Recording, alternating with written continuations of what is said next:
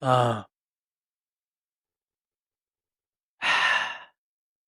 Welcome back to another episode of Grace, Grit, and Grounds. If you've been with us so far, then you know we've been sort of laying the foundation for what this channel means, what we want to accomplish, what we hope this conversation and this space is going to be all about. The first week, we talked a little bit about just, background, why we chose the name, just a little bit about myself, just some things that we thought would be important going forward.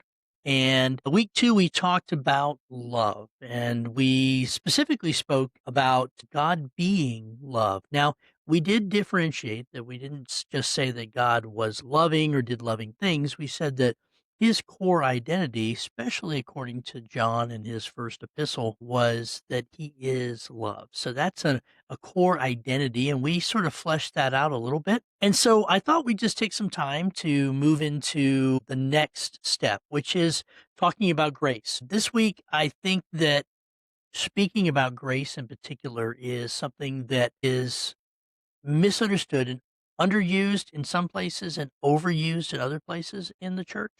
And I think it's important that we try to flesh this out. Now, I've planned this for basically 15 minutes, which is basically what I kind of wanted to have these kinds of coffee moments with this is just, that basic 15-minute time frame. Unfortunately, this is a really big topic, and I don't know if we can finish it all in 15 minutes. We may have to move on to another week. We may have to just take a little bit more time than our normal 15-minute time frame. But the nice thing about coffee, the nice thing about sitting down and having conversation is that we can define the space and we can set the time parameters as needed. And honestly, if the conversation is good, I don't really want to end it. So let's sort of just look at this a little more. Man.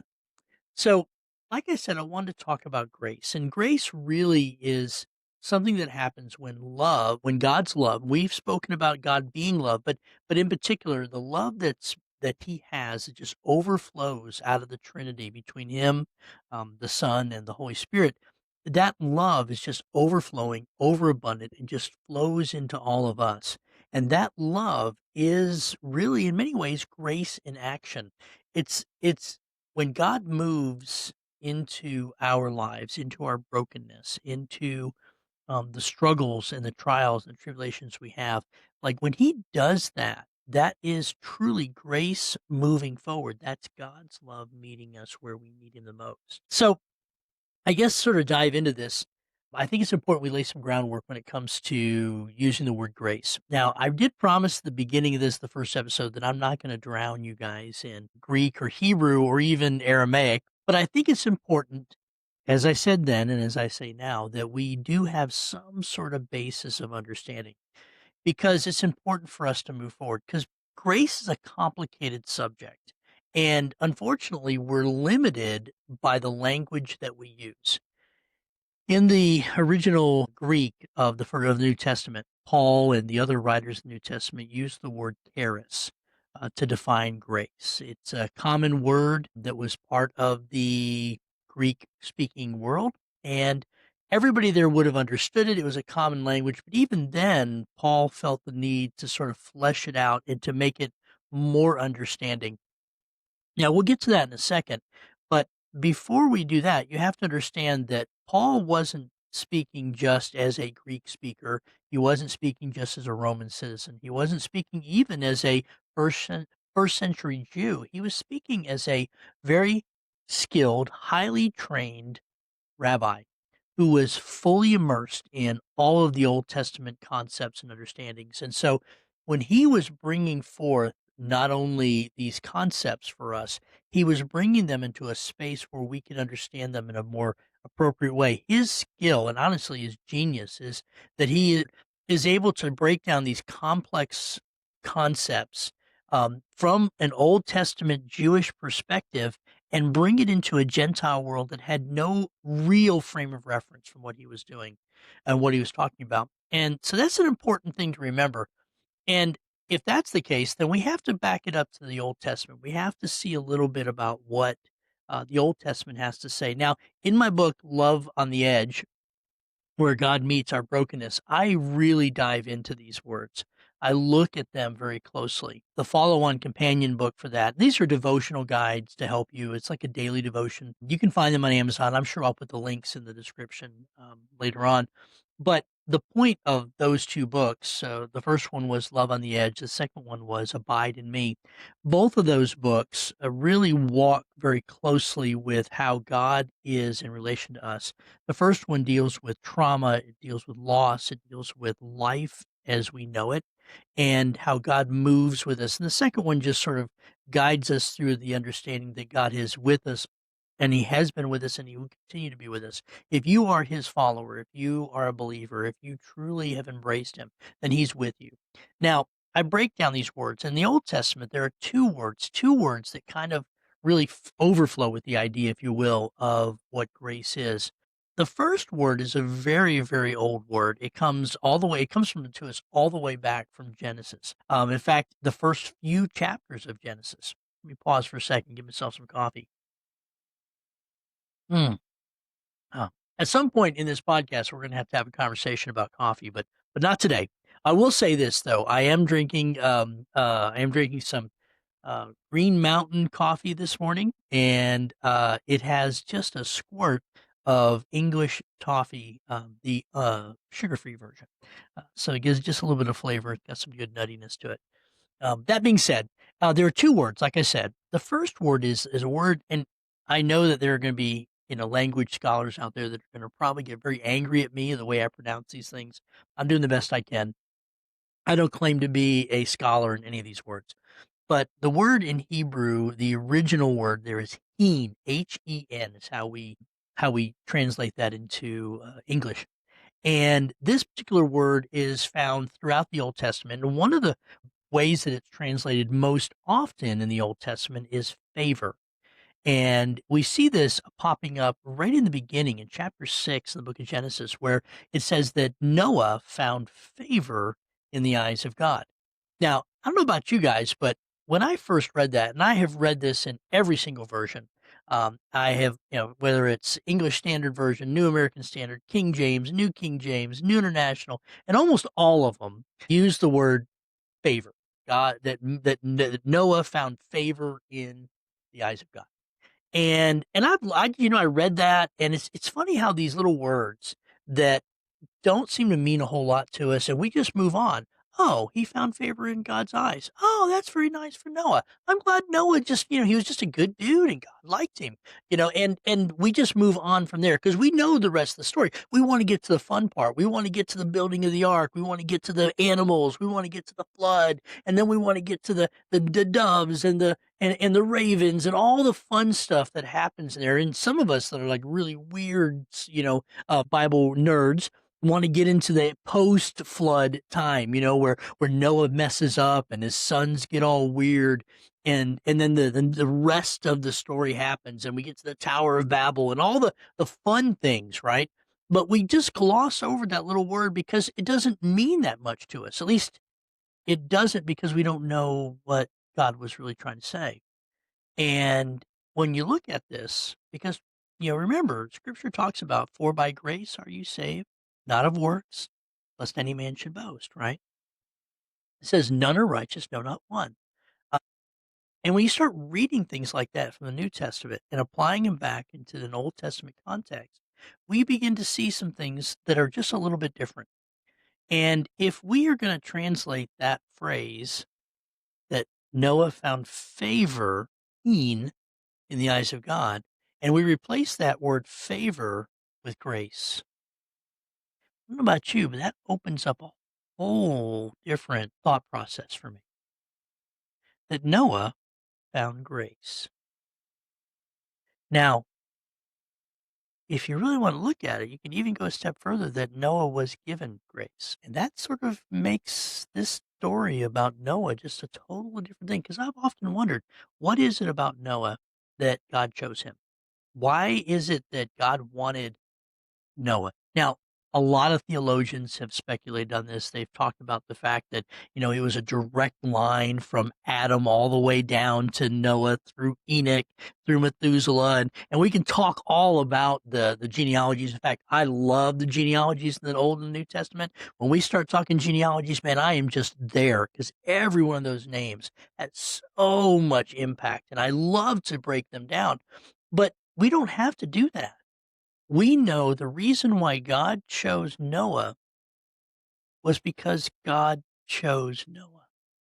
We don't need another reason. God, for whatever reason, in his heart, he chose to offer grace. And we know that grace is the unmerited, unexpected gift from God. And when we start looking at that word favor, that's a whole nother word. It's a whole nother concept. Now, that's not the only word we have in the Old Testament that sort of is used in lieu of that favor. The second word in the Old Testament is got to be, hands down, my absolute most favorite Hebrew word ever. Now, I have preached about this, I've read about this, I've written about this, I've talked about this ad nauseum. And honestly, if we talk about grace for any length of time, and I hate to say it, we're actually that the grace is in the title of this podcast. So we're going to talk about grace quite a bit. That second word in Hebrew is called ḥesed.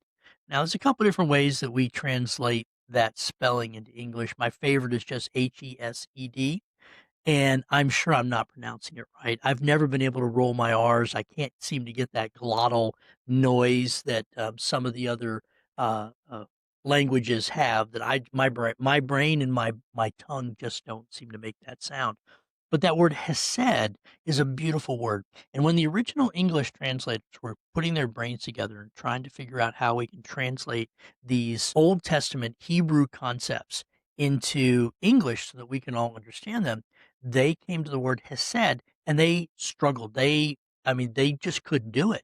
There was no single word in the English language, or really in any language, that could completely encapsulate this Hebrew word ḥesed. Now, in other times when they've done this, they've just transliterated it in. That's how we get the word baptism, rather than to try to define that, especially in a politically charged and culturally sensitive time. Saying the word baptize was easier. They just brought it over from Greek and said, well, that's the word. We'll just use it. They couldn't do that here because the Hebrew, well, it's hard to pronounce, and it still didn't give any frame of reference, and it would have taken more to teach it. So they decided to take two words, jam them together, and we'll just call it a day. The two words that we see throughout the Old Testament is loving kindness. That doesn't even come close to scratching the surface about the meaning and the depth of meaning of the word ḥesed. It's an all-consuming covenantal love that comes from God to man. It's a kind of love that says that I'm here now, I've been here, I'll never leave you, I will always be with you because you and I have covenanted together, and I, being God, am going to keep my covenant with you even if you don't keep it with me. This is the kind of love that we have. It's an all-consuming, never-ending, uh, covenantal love between God and man. And so when we start looking at this word, it goes a whole lot deeper than just simply saying grace. It's almost as though the grace is backed by the covenantal love of God. We talked again about love the last episode. So now coming back to the New Testament, we have this word charis that was a Greek word, and it was the best that we could come up with. In fact, in several places where grace is used in the Old Testament, when they translated it into Greek, which was the Bible that Paul read, it was the Bible that Jesus read, we know because he quoted from it, the Septuagint, which is the Greek translation of the Hebrew Old Testament that would have happened a couple hundred years before Jesus walked the earth. And so this word grace is used, charis is used several times in place of loving kindness and heen. And so this is what Paul is drawing from. He's pulling into the modern language a word that is hard to do into one single word. And I know I've probably spent way too much time talking about this, but I think it's so important because it doesn't really matter so much if we're using the word heen or we're using charis or we're using loving kindness. We're still talking about grace, the kind of grace that is all consuming. In John chapter 1, it says, from his fullness, we've all received grace upon grace, charis upon charis, loving kindness upon loving kindness. This is a concept I think that is so important for us to understand that we shouldn't just walk away from it. In fact, I was thinking about this and how we can try to bring this out in sort of like in a metaphor form because, well, when we're talking about language, the best way to do this is to show it in story context, to show it in a metaphor way, because we oftentimes speak and talk in metaphors. And I think it's important that we bring that out. So and this all ties back to what I spoke about last week, which is that God is love, that intrinsic identity marker that is God, that love that's there. Grace is that beautiful thing that happens when God's love moves into our life. It's love in motion, it's love in action, it's love spilling over. And so, if that's the case, then God's love is not just a reservoir that's sort of locked away behind a dam. It's a spring that just keeps spilling up into places that we thought were just too dry to live again. We see, similar concepts in the Old Testament when the prophet was shown the valley of dry bones in Ezekiel, and the Spirit of God says, "Can these bones live?" And of course, the prophet's like, "Well, if you want it to, sure." And then he says, "Well, preach to them." The Spirit that flows and the bones come back. You know the whole story behind that. And if you don't, you need to look it up. It's a crazy passage in Ezekiel. But that idea that overflowing, it's like life appears where there is no life, where there's only dead men's bones. And that grace is what flows into it through the love and the power of God because it refuses to be bottled up. God cannot be contained. God's love cannot be contained. It pours out into all creation, into redemption, into you, into me, into our messed up life, not because of anything we've done, not because of anything that we've earned. It's because it's in God's very nature to give it to us. Now, I think it's important to understand that we're not looking at this from God's perspective. We're looking at it from ours. And the reality is that all of us are peeking out the paradigm, the mental framework that we have, that we view the world through. That says lens, if you will, that all of us have. And each paradigm in each individual is unique to them. Like I look through the world in a different framework than other people. It's through a framework lens of my traumas, my trials, my tribulations, my ups, my downs, my joys, my everything has worked together to give it a flavor, a color, so that when I view the world, I view it through that lens.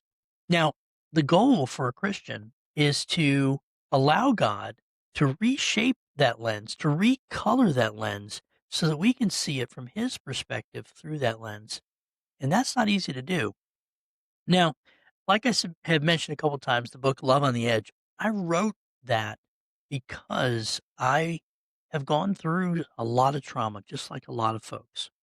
I spent a lot of time studying it. For me, when I go through struggles or trials or tribulations, I I try to get cerebral about it because the only way I can survive. I know we all have our ways that we cope. We all have our ways that we grieve. And for me is I dive into, I guess, the mental side of it, and I try to understand it from every every facet, every angle that I can. And where I can't, I sometimes just have to move on. Sometimes it just nags at me and irritates me, but you know, we do what we have to do, right? I wrote that grace is love that won't ever leave us alone. It's the kind of love that is constantly there. It chases us. I remember reading an old preacher from the 18th, 17th century, something like that. I forget the exact name. I'm sure somebody can Google it. But he called God the hound of heaven because the hound of heaven never ceases to chase us, that his love compels him forward like a hound on a scent, and he won't ever let it go. He is constantly looking for us. He is constantly going out of his way, of his path, in order to seek to save us. And you say, well, where is that found in scripture? Let's talk about a parable that Jesus spoke, parable of the 99 good sheep that did exactly what they were supposed to do, and the one bad sheep that decided to get lost, have problems, and take off, right? And in that passage, the shepherd, which is obviously God, which is obviously Jesus, leaves the 99 safely in a paddock. Now understand, and I could go on and on about this particular parable, and I don't want to do that right now, but you need to understand that he left them in a paddock that was not the safest area for them.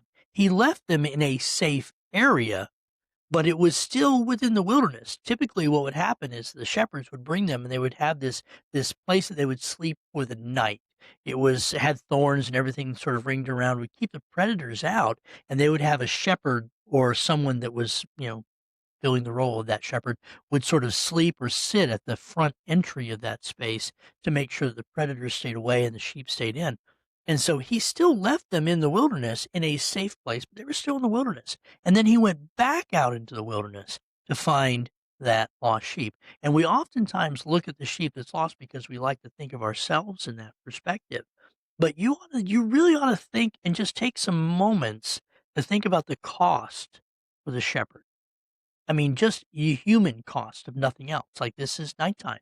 They have worked all day. They have spent their time caring for these sheep all day. And I'm not a farmer. I'm not a shepherd. I'm not somebody that does that. But I know that animal husbandry is not just simply wandering around with a stick in your hand. Like, there are things that need to happen, from, babies that need to be birthed to animals that need to be cared for to, I mean, it's not just simply, hey guys, let's head over there. Okay, stop for a minute, drink some water. I mean, it takes time.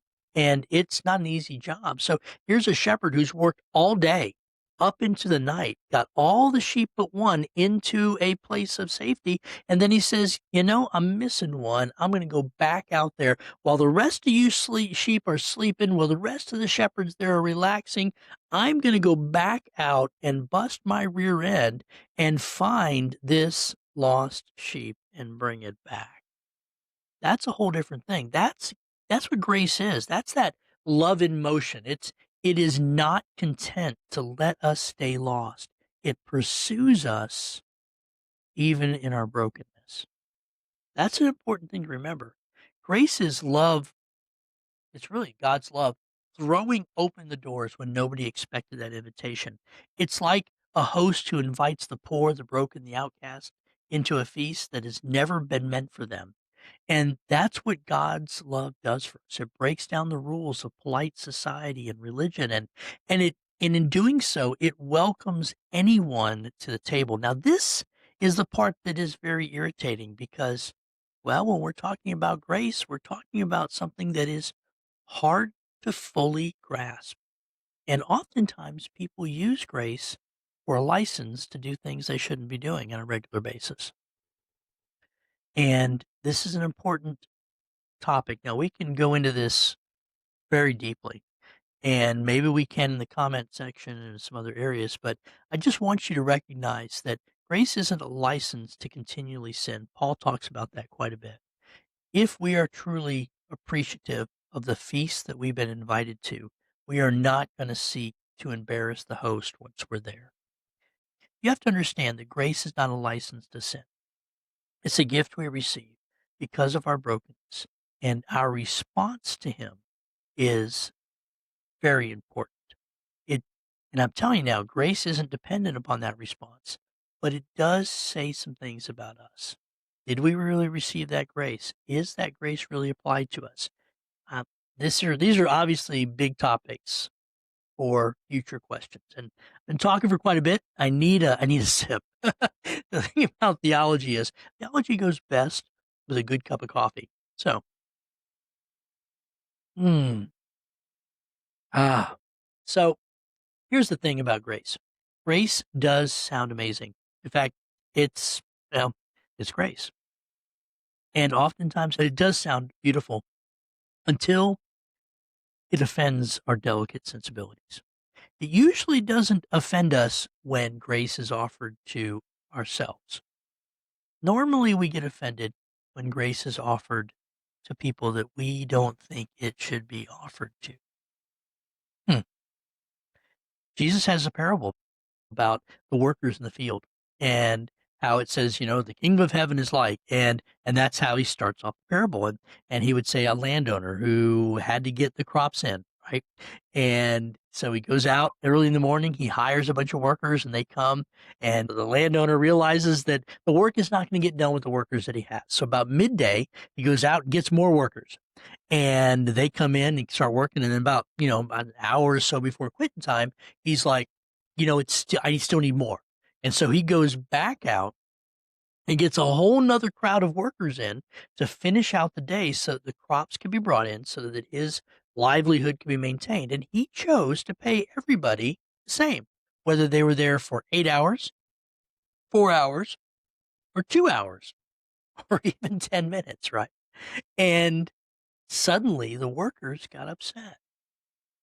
Now, I'll be honest with you. I've been doing church work for a long time. I have spent years behind the pulpit. I've been in classrooms. I've been having these kind of conversations with people. And I think this is what irritates the people the most is that level of unfairness. The idea that we think that this relationship we have with God ought to be fair. And if it takes me, however long and however much for God to give me the grace that I have, then it ought to take the next person the same amount of time. And we oftentimes uh, think it's not fair. And the workers in that parable didn't think it was fair. And Jesus had to explain to them that it's fair because God says it. It's his grace to give. He's the landowner. He can choose to pay his money out however he wants to. And we should be happy with what we're given.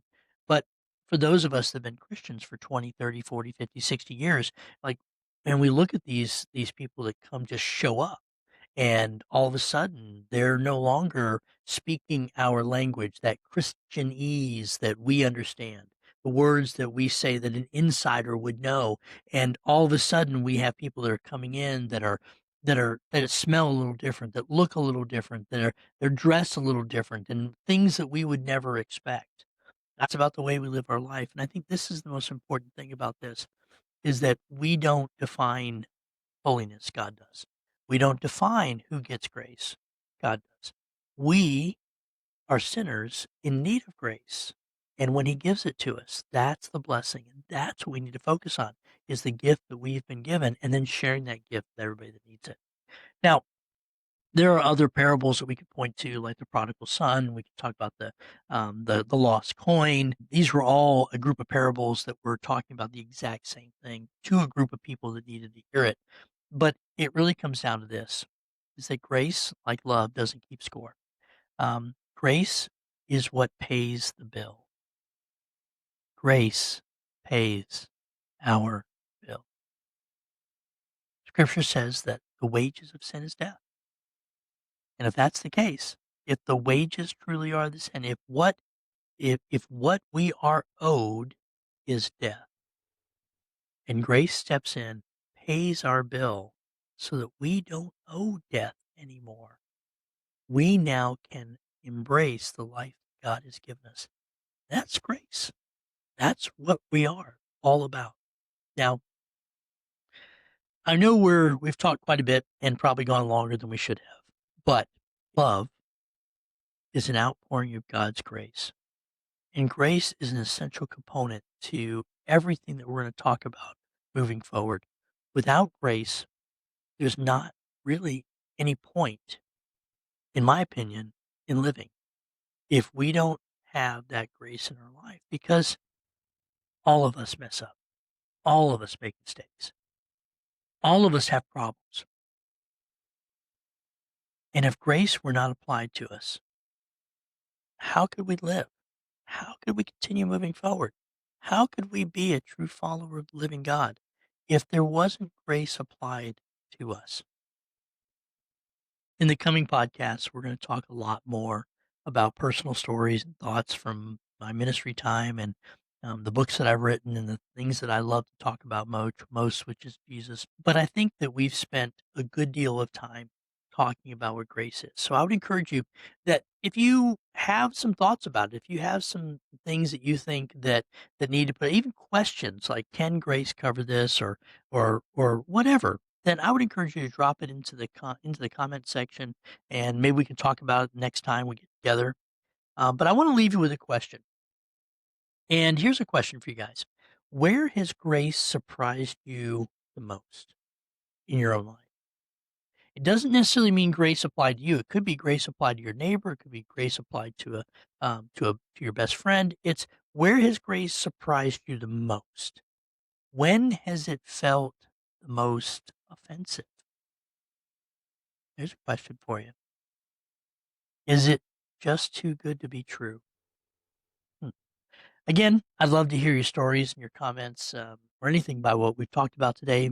And let's carry on this conversation because they're not time bound. We can continue on as long as we need to. And I'm sure that we're going to have another another couple sessions where we talk about grace. But I'd still love to hear your stories. Ultimately, I'm a story collector, and I love to hear more about how God is moving in your life as I'm going to share how God is moving in mine. Mm. The reason why is that grace is not just it's not just a biblical doctrine. It's lived out. It's walked step by step through this journey. And I think just as I feel like my story has an encouragement for some people, I think your story can be an encouragement for other people too. So grace is basically love in motion. It's God's favor in the Old Testament. It's his gift in the New Testament. It's his love poured out, not because we deserve it, but because he is. So, as we move on to next week, we'll be talking about how God's grace can meet and his love will meet the wounds and the traumas and the losses in our life. Until then, I encourage you to keep the coffee. Until then, I encourage you to keep the coffee hot, the faith real, and remember, grace may not be fair, but it's always good news. Mm. Until next week.